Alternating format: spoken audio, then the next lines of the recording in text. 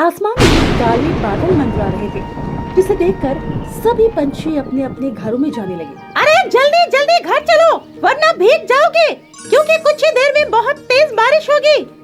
सही कह रहे हो कालू कौवा, पर पहले सारा सामान रख दो, क्योंकि अगर बारिश हुई तो खेत खराब हो जाएंगे। तुम उसकी चिंता मत करो, मैंने अभी अपने खेतों में पौधे लगाए ही नहीं। मुझे पता था 1-2 दिन में बारिश तो होगी ही। अरे वाह, तुम तो काफी होशियार हो। मैं तो अभी बाजार से पौधा लाया ही नहीं था। चलो अब चलते हैं। इसके बाद वो लोग वहाँ से चले गए।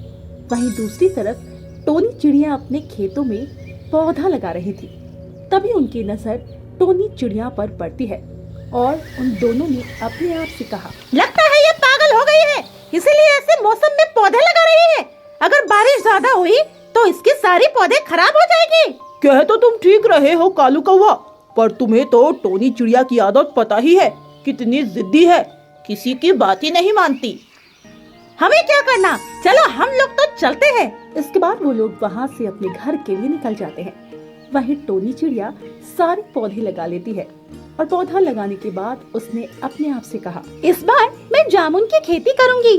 सभी लोग अपने खेतों में अलग अलग खेती कर रहे हैं, पर इस बार मैं जामुन की करूंगी, क्योंकि मुझे जामुन बहुत पसंद है और ये भी पता है कि ये सबसे महंगा बिकने वाला फल है। इसके बाद टोनी चिड़िया आराम से अपने घर चली गई। उसने अपना घर खेतों के पास बने पेड़ पर बनाया था। उस दिन हल्की बूंदाबांदी हुई। बारिश नहीं हुई ये देखकर कालू कौवा ने कहा, अरे नहीं यार, मैं तो सोच रहा था बारिश होगी।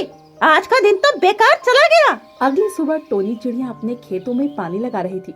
तभी उसकी नजर कालू कौवा पर गई, जो अपने खेतों की तरफ जा रहा था। उसे देखकर उसने कहा, अरे कालू भाई, कहाँ जा रहे हो? खेतों पर जा रहा हूँ। क्यों, क्या हुआ? इतने उदास क्यों लग रहे हो? कुछ नहीं, मैंने सोचा कल पानी बरसेगा, पर कल तो पानी बरसा ही नहीं। अरे तुमने ये बात नहीं सुनी, जो गरजते हैं वो बरसते नहीं हैं। कल सिर्फ बिजली ही चमक रही थी। मुझे पता था कल बारिश तो होगी ही नहीं।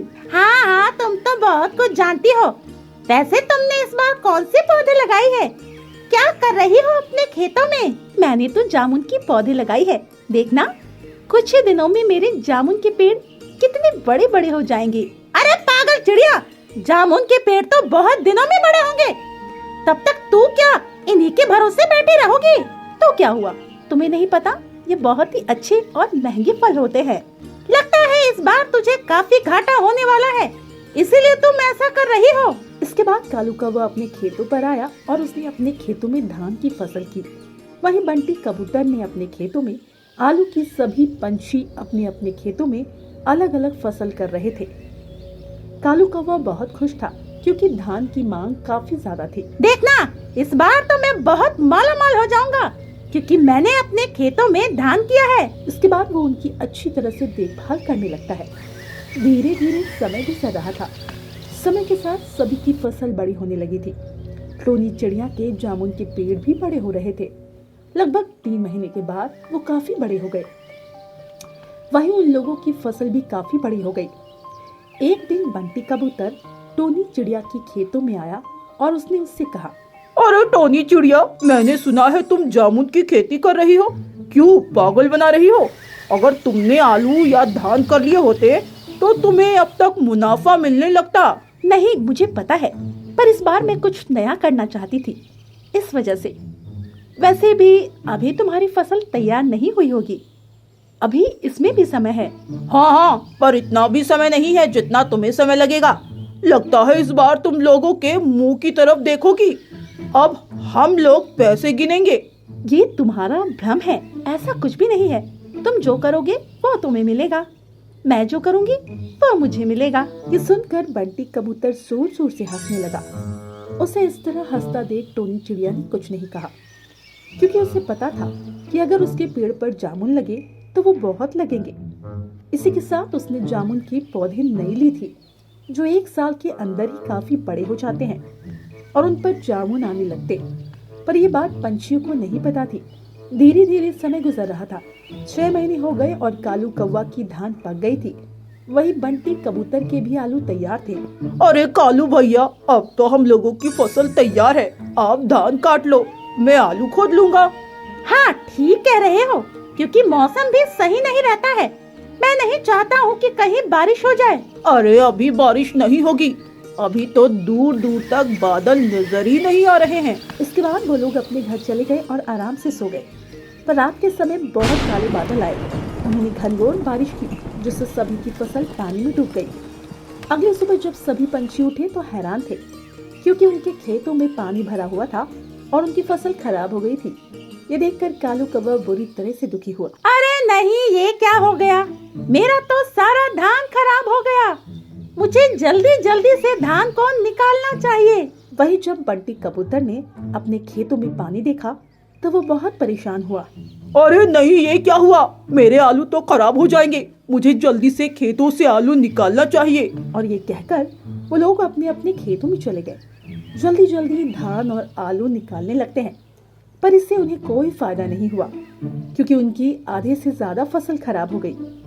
जब उन्होंने टोनी चिड़िया के खेतों में देखा तो टोनी चिड़िया बहुत खुश थी, क्योंकि उसकी फसल को कुछ नहीं हुआ था। जामुन के पेड़ बड़े होने की वजह से बारिश उनका कुछ नहीं बिगाड़ पाई और खेतों में भरा पानी भी धीरे धीरे सूखने लगा। अरे ये क्या? टोनी चिड़िया के पेड़ों को तो कुछ नहीं हुआ, पर ये कैसे संभव है? हमें उसी से पूछना चाहिए। इसके बाद वो दोनों उसके पास गए और कालू कौवा ने उससे कहा, अरे टोनी चिड़िया, तुम्हारी फसल खराब क्यों नहीं हुई? हम लोगों की तो फसल खराब हो गई। क्योंकि मैंने जामुन के पेड़ लगाए जो काफी बड़े हो गए और अब इन पर बारिश का कोई प्रभाव नहीं पड़ेगा, क्योंकि जब ये पेड़ बड़ा हो जाता है ना तो बारिश उसका कुछ नहीं बिगाड़ सकती, और इसीलिए मैं खुश हूँ, मेरी फसल सुरक्षित है। ये सुनकर वो लोग काफी दुखी हुए, क्योंकि उनकी तो फसल खराब हो चुकी थी।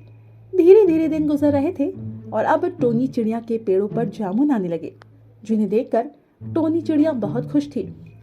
और जब सभी जामुन पक गए तो उसने अपने सभी जामुनों को इकट्ठा किया और बाजार में बेच दिया, जिससे उसे काफी अच्छा पैसा मिला, जिसे देखकर कालू कौवा और बंटी कबूतर बहुत दुखी हुए। हम लोगों ने टोनी चिड़िया की कितनी हंसी उड़ाई थी, पर आज खुद हंसी के पात्र बन गए हैं, क्योंकि हमारी खेती तो खराब हो गई, पर टोनी चिड़िया आज मजे ले रही है। तभी वहाँ पर टोनी चिड़िया आई और उसने उन लोगों से कहा, देखा तुम लोगों ने मेरी कितनी हंसी उड़ाई, पर मैंने तुम्हारी बातों का बुरा नहीं माना, क्योंकि मुझे अपनी फसल पर भरोसा था।